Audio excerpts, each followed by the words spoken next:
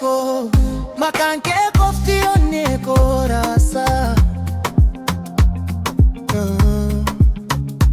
Yoon si argu addunyaa nama haarawataati.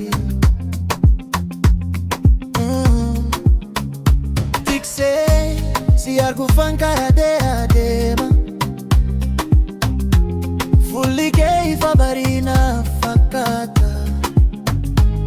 Ija kee keessaan abjuu koo dubbisa. Kolfi kee qilleensa ta'ee na boqochiisa. Ati yommuu na ilaaltu onneen koo sirba jalqaba. Jechoonni koo dhumataanis jaalalli koo hin dhumu.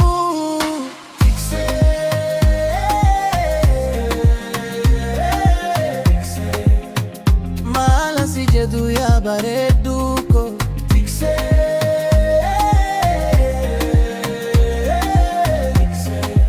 Onneen koo si qofa filatee harka kee qabee si bira jiraate.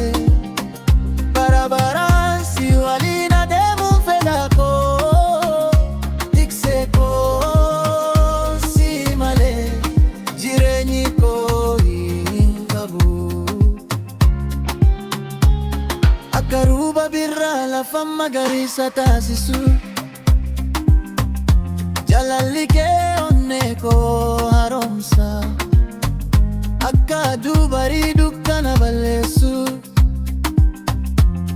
Argamuun kee gadda koo fageessa.